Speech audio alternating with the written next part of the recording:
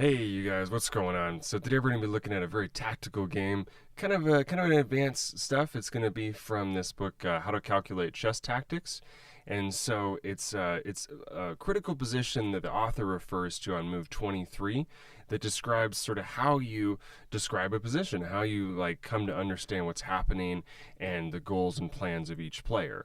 But we'll be also kind of going through the moves that led up to that point and trying to make sense of things before we get to that critical spot where I'll be sort of reading excerpts from that book. Without further ado, let's go ahead and get into it. So game starts out with the move pawn here to d4, after which then we're going to see knight to f6, okay, pawn to c4, and now the game can still go in several different ways. For one thing here, you can play a move like e6, which is the most common, I believe, here. Or you can also go c5, which can transpose into like the Benko, or also some Benoni-like stuff as well. In the game here, he does go for this, just into a Nimzo Indian. And this plan here makes a lot of sense for black. He's essentially getting his bishop and knight out immediately, while controlling the center and immediately getting ready to castle. Understandably, this is still a line that's played at the top level of chess, and it's stood the test of time for sure. So here, white goes for the classical variation with the move queen to c2. In this position here, it's the second most common move. A move that's slightly more common is pawn to e3, aiming to kind of follow suit with what black was doing. He can get the bishop out here, and also the knight is free to roam over to f3 as well. After right here, queen to c2. Next up here, we have pawn to d5. So immediately striking towards the center, and then we're gonna take this guy, and then you take back with your queen. Oh no, he hung his queen. Well, no, not true, because the bishop is pinning the knight, so we can't actually grab that here. After this move, then we go here, pawn to e3. And I'm aware of this position, actually. I think that one idea here is you're supposed to go bishop to d2 to kind of block this pin. And then I believe the queen is supposed to go over to f5. Let me check the database here. Well, okay, you have to protect this pawn first, of course. So you go here, guarding this guy. And then now the best move for black is to go right here, offering a trade of queens, and then just kind of getting the game into an endgame right away. So a bit of a hard move to find. So if you play this line, that's something to maybe try to memorize if you want to try out this opening yourself. Okay, let's return back to the game here. After takes and then pawn to e3, pawn comes here to c5. So black is still firing away and is trying to really, attack this center. Right now he's got two different pieces attacking it, so there is the threat to take there. Now white goes pawn to a3. Kind of a clever way of stopping this whole plan. Since now, if the bishop were to take, we could take back with the pawn, and then this resolves our other problem of the pawn not having enough defenders. So, pretty clever little way to do it there. After here, then the bishop does take, and we grab back, providing some coverage over this square. Knight comes here into c6.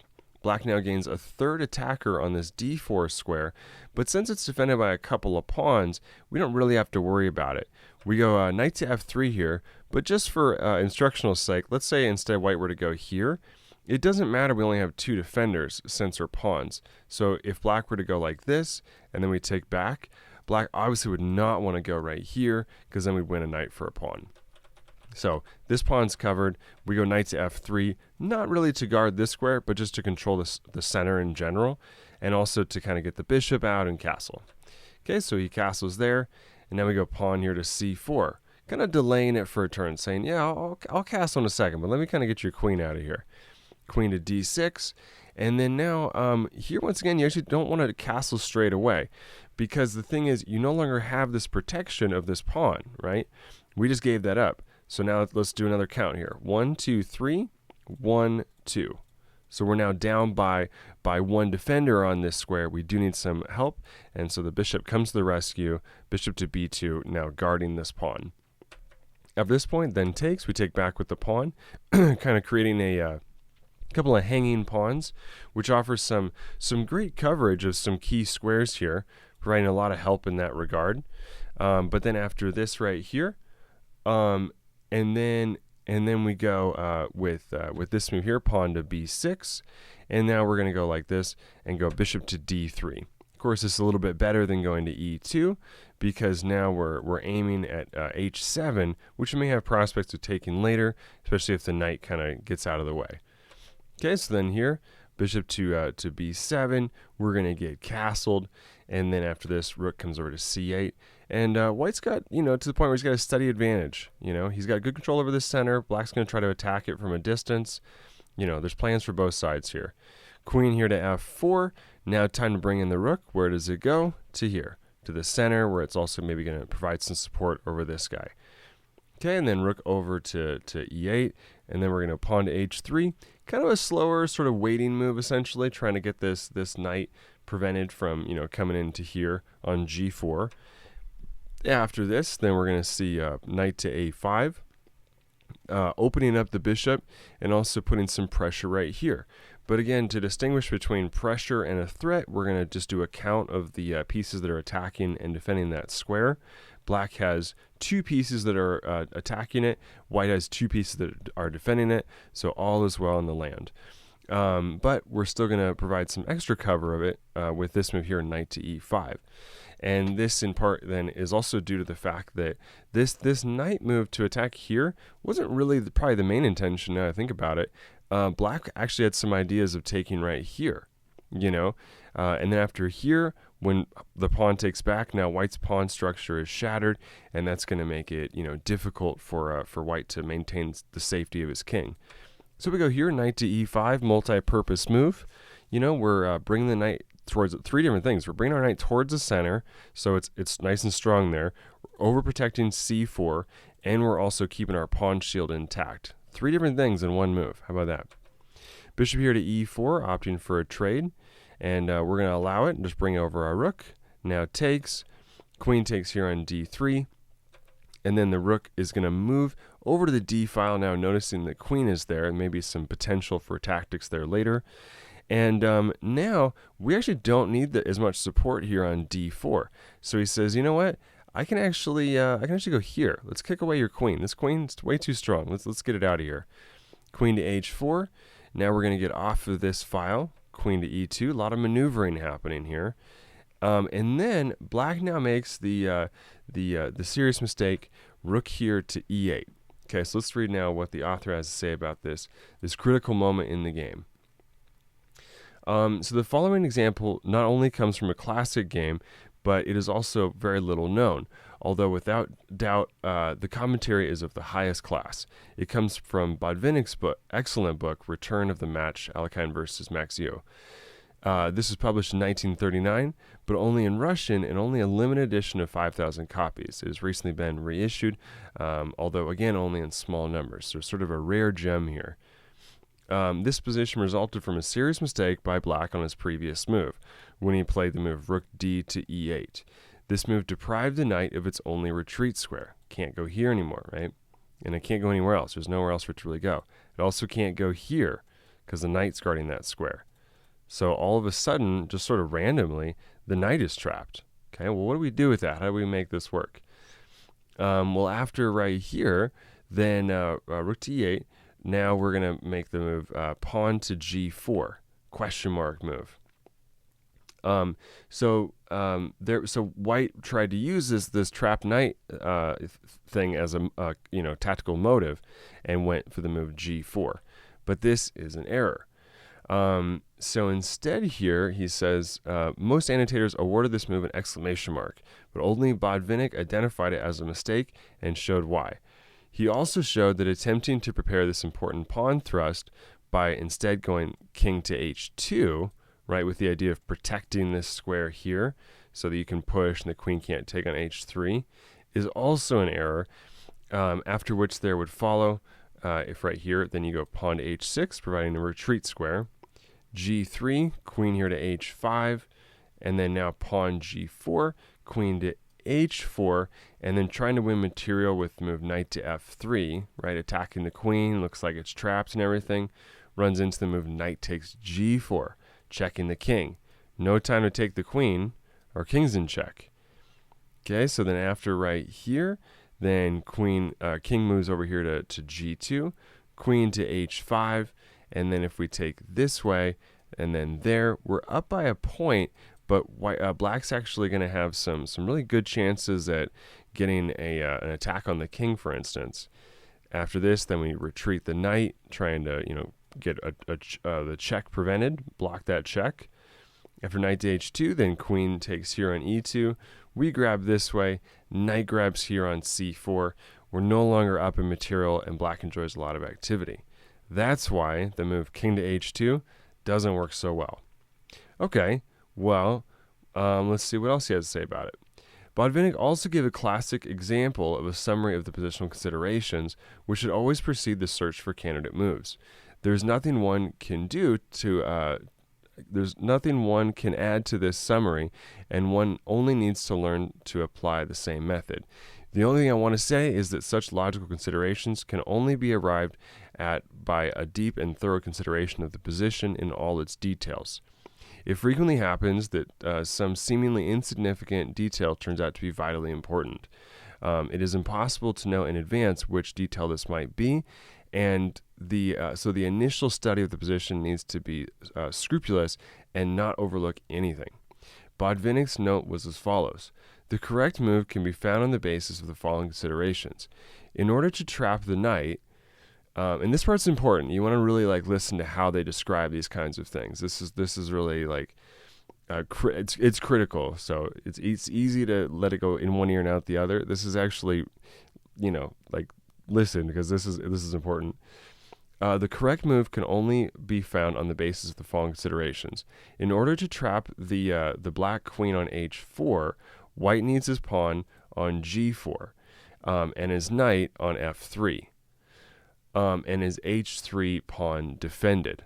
Okay, so it is easy to see then that if white had played the move queen to f1 double exclam, you could have resigned.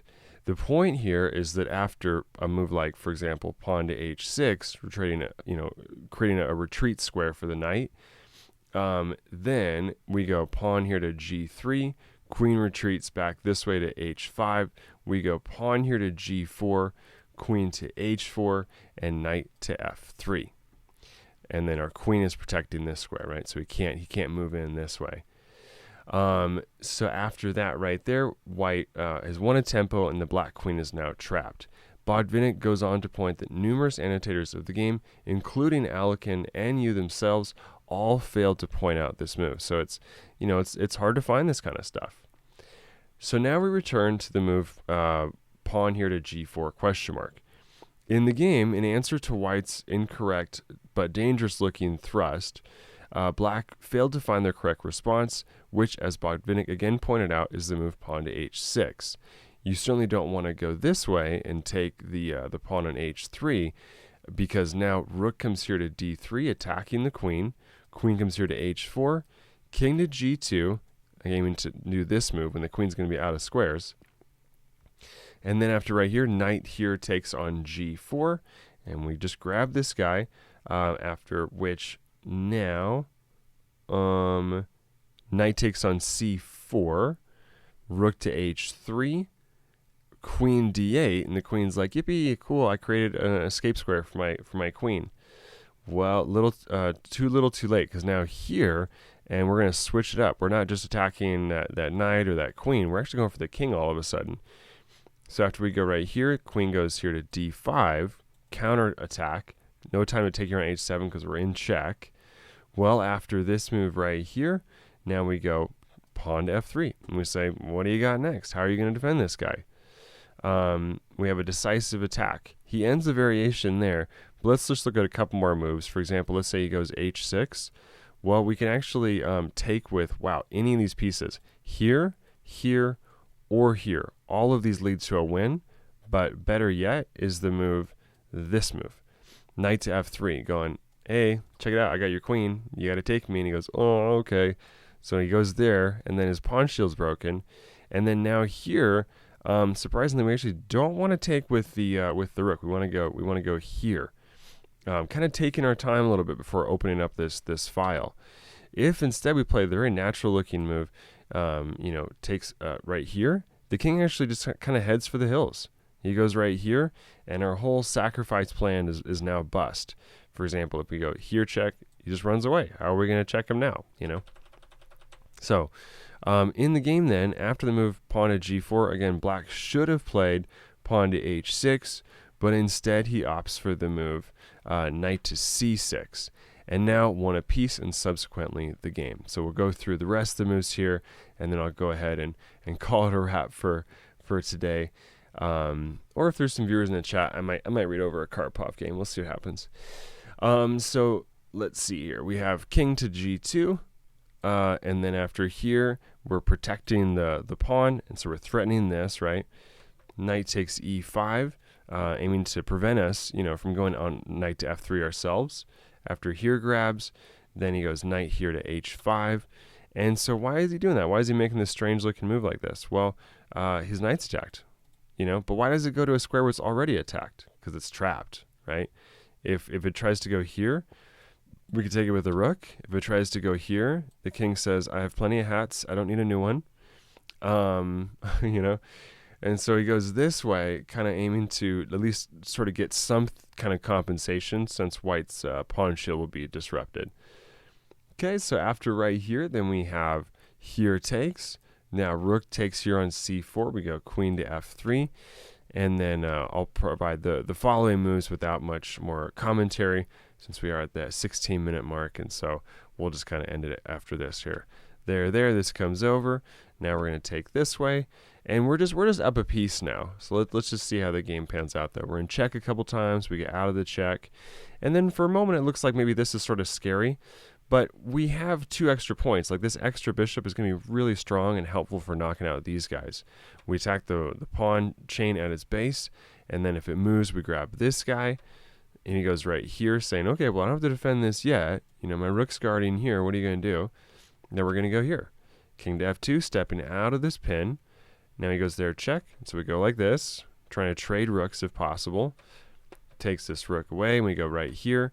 And now there's just not a whole lot that black can really do to guard these pawns. The rook isn't going to be able to fend off both of these guys themselves. So he goes a5, and then he does some fancy stuff. Rather than just take here, he says, you know what? I've got a pawn on my own. What are you going to do about this? He defends his pawn and says, next I'm going to go here.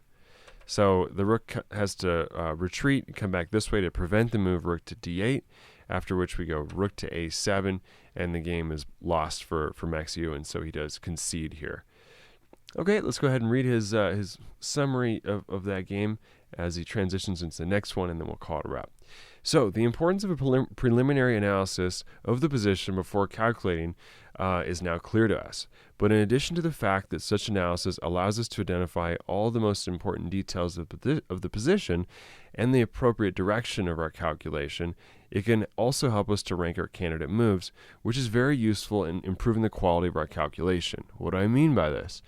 Once a survey of the position has been carried out, we can draw conclusions therefrom about the possibilities of the two sides, and then can identify their priorities and aims. Easier said than done, by the way. He makes it sound easy. It takes a lot of practice. There's kind of a magical nature to it, towards which each side must strive in order to improve his position, that is, to meet the demands of the position. Knowing these aims not only allows us to find candidate moves, avoiding what is unnecessary and enabling us to concentrate on the relevant points, but it also helps us to decide on the most practical order in which to consider those candidate moves so as to economize our time and energy, which will be useful later in the game. Okay, I'm going to call it a wrap there. Hope you guys enjoy this video. Like and subscribe. Come check me out on the live stream sometime. And I'll see you around. Ciao.